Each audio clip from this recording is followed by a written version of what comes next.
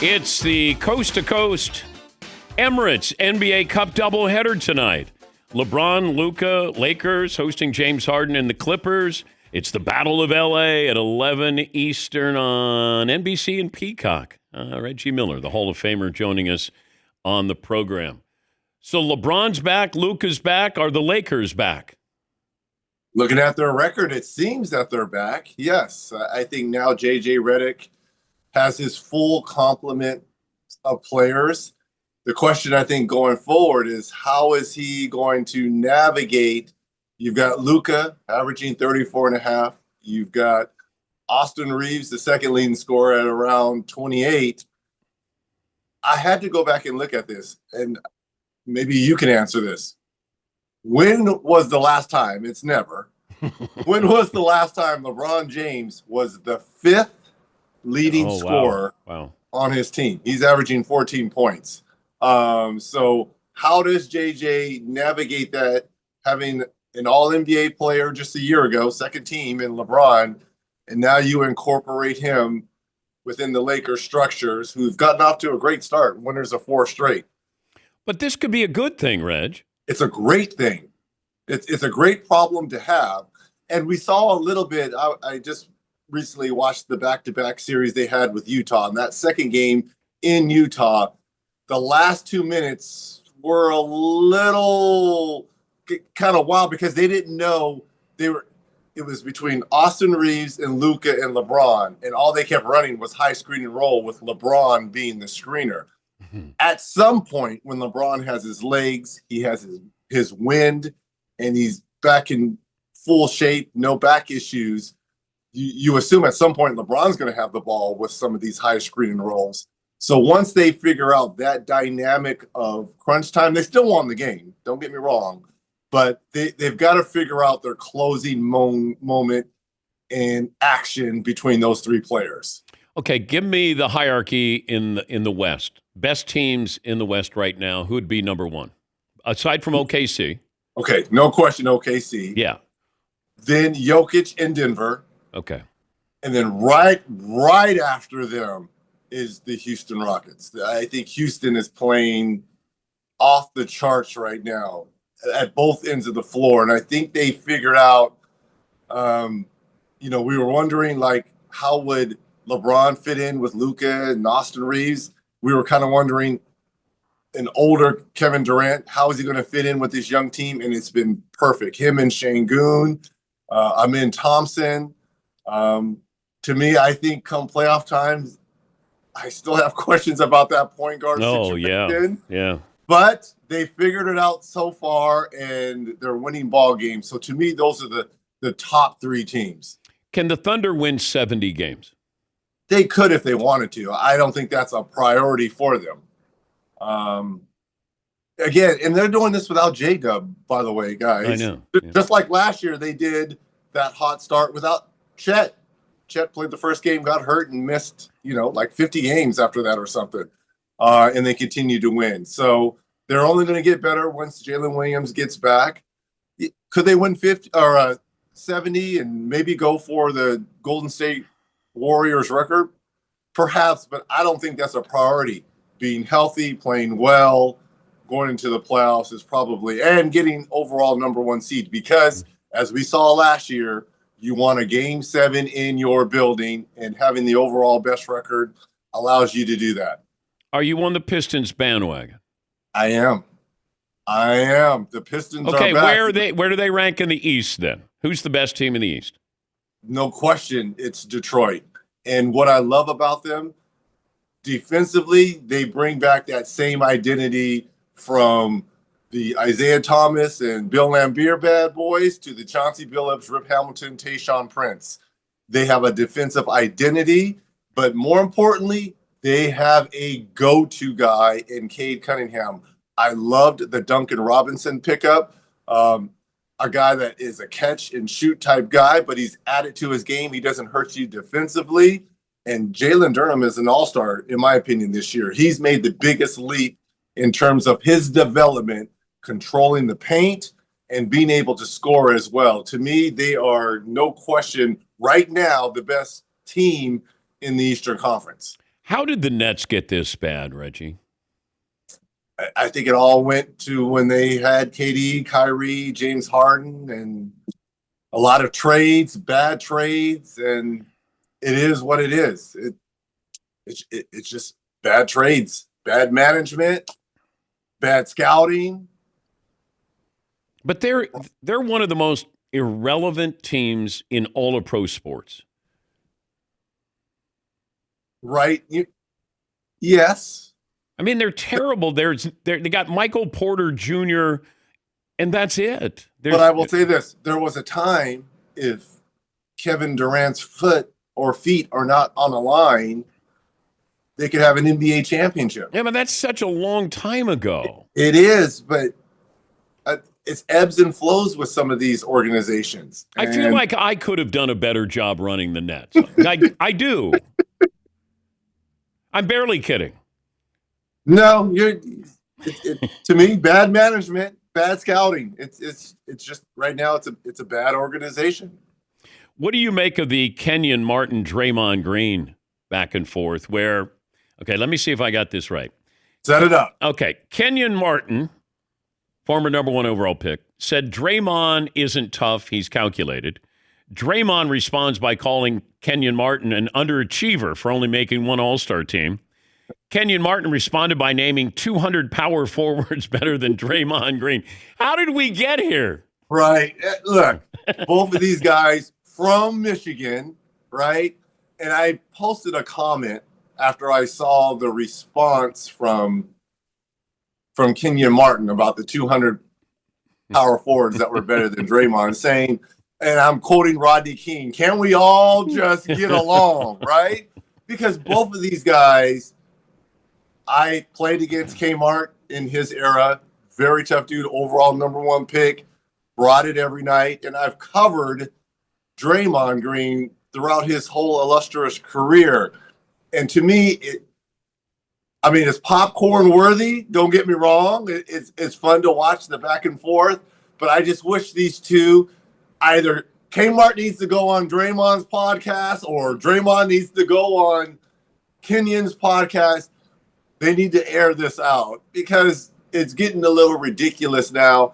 Personally, if I was Draymond, I never would have responded because you got the rings. And right now, it looks like this is almost like the Drake-Kendrick Lamar beef, right? And right now, it kind of looks like Kmart is winning. I don't like the Bo Outlaw better than Draymond Green. Come on, Reggie Evans better than Draymond Green. Now, some of the names he had in there were Jones, good, but Bo Outlaw. Come on, man. Okay, is Draymond a fake tough guy? Is he calculated? Meaning, what does that mean? That means that he is very good at engaging. Maybe he with just you. hasn't. I think what Kmart is saying is that he hasn't started something with the wrong person. For instance, do you remember when Boogie Cousins, DeMarcus Cousins, went against Zach Randolph and was trying that with Zach Randolph, and Zach Randolph said, "I put fear in the bullies." He picked on the wrong one because DeMarcus used to go after just about everyone. But he wouldn't go after Zach Randolph, right? And I think that's what Kmart is saying. Like, you're not going after the real tough. You're not going after all the enforcers. And I just wish these two would get in the room, hug it out, talk it out, podcast it out. Whatever these kids do today, figure it out. Talking to Reggie Miller will be on the call tonight. It's a doubleheader, coast to coast. LeBron, Luka, Lakers against James Harden and the Clippers. Battle of L.A. at 11 p.m. Eastern on NBC and Peacock. How do you think we're going to look back on Nikola Jokic? Like historically, where does he rank? Where will he rank, do you think, when it's all said and done? Only thing missing from his resume is chips. He's done everything personally. He's got all the MVPs. Has all the numbers and will have all the numbers to back him. The only thing that will solidify him amongst the greats are championships. I think the knock on Wilt Chamberlain is that he only got one or two, right? And you look at Kareem, who has 6. You've got Bill Russell, who has, 8 or 9. Hakeem has 2. So I think the only knock with the Joker are chips. So if he wins chips, he will be in a separate wing of the Hall of Fame because his accolades and his resume will be ridiculous at the end of the day. Yeah, but I'm wondering about this. We do this with NFL quarterbacks. Yeah, you got 1, but then if you get to 2, like you really separate yourself, whereas Joker is not going to win 4 or 5 championships. But if he wins, I think he's got to get to 3. If he gets to 3, if you give him 3 and you give him, he might end up with 5 MVPs. So 3 titles, 5 MVPs. Now all of a you can make a case for him to be the greatest center of all time if he gets 3 rings. Wow. If he wins 3 rings, he is the greatest center of all time. Over Kareem. In today's climate, yes. Okay, so we're taking Wilt and Bill Russell out of this. I'm certainly taking Bill Russell out. Remember we talked about this. Yeah. It's hard to put players from the 60s. It's 75 on. Okay. So to me, it's Kareem as the greatest. And then Shaq. He's competing against those 2 guys in terms of who is the greatest center. If he wins 3, you can make a case he's the greatest. Because his numbers will back that up. Because I'm trying to think any other center. Like he's almost the first guy on the moon with big men who's averaging a triple-double. To me, his passing is what's separating him. His rebounding is there. His scoring is there. It's the passing, right? And for a big man to average a triple-double, and it looks like he's going to do it in back-to-back years, it looks like he's going to pick up another MVP. If the Nuggets, which it looks like they'll be a top 4 seed right now, I believe they're 2. But it's almost like he's created a system like Peyton Manning did.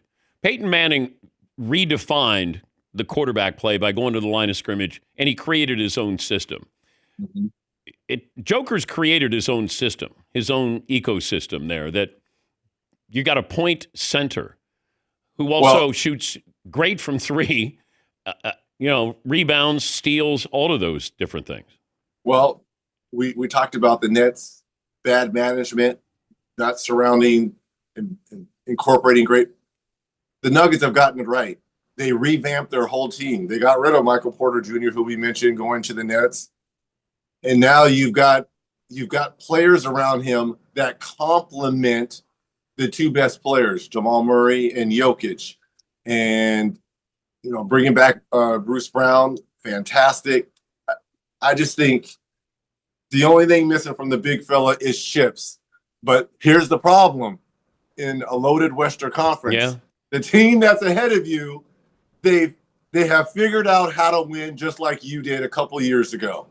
They want a chip just like you did a few years ago. And they will be a hard out. They're just as big. And yes, you took them to 7 games last year, but again, they won. So that's the problem. You have that team in your conference now that you've got to go through. If you were getting traded and you had to pick between Brooklyn or Washington, the Wizards, or is there a worse one than that? Is New Orleans in there? If I had to pick a team right now that I would want to play for in today's game, least want to play for,